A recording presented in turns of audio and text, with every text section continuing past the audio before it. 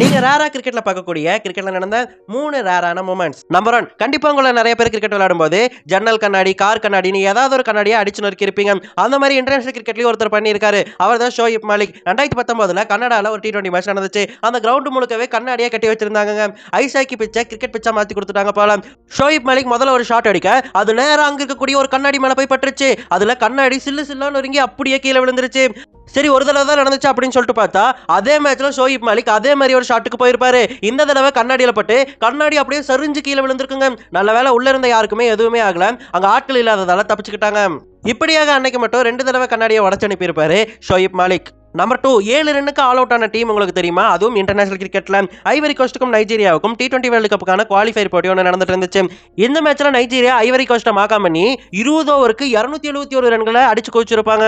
சரி Ivory Coast கொஞ்சமாச்சும் நல்லா ஆடுவாங்க அப்படின்னு சொல்லிட்டு பார்த்தா, வந்தவங்க எல்லாருமே படபடன்னு சொல்லிட்டு அவுட் ஆகி கிளம்பிக்கிட்டே இருந்தாங்க. இந்த ஒரு காரணத்தால வெறும் 7 ரன்னுக்கு ஆல் அவுட் ஆகி இருந்தாங்க ஐவரி கோஸ்ட் டீம். அதாவது வெறும் 7 ரன் அவ்வளவுதான், டபுள் டிஜிட்டே தாண்டவே இல்லை. இதனால அந்த மேட்ச்ல நைஜீரியா 264 ரன்கள் வித்தியாசத்துல ஜெயிச்சிருப்பாங்க. நம்ம 2024 ஆஸ்திரேலியா வெஸ்ட் இண்டீஸ் ஆடிட்டு இருக்கும்போது டெடி பிஷப் அப்படிங்கிற இந்த ஒரு பேட்ஸ்மேன் பார்த்தீங்கன்னா டக் அவுட் ஆகி வெளியே போயிருப்பாரு. போனவர் திரும்ப வந்தாரான்னு கேட்டீங்கன்னா வரவே இல்லை. ஏன்னா இந்த ஒரு மேட்ச் தான் இவர் இன்டர்நேஷனல் கரியர்லயே ஆடின ஒரே மேட்ச். இவருக்கு இதுக்கப்புறம் சான்ஸும் கிடைக்கல, சான்ஸ் இனிமே கிடைக்குமான்னு தெரியல. இதனால ஒரு மேட்ச்லேயே டக் அவுட் ஆகி வெளியே போயிட்டு அதுக்கப்புறம் திரும்பவே வராத ஒரு பிளேயரா இவர் மாறி இருக்காரு.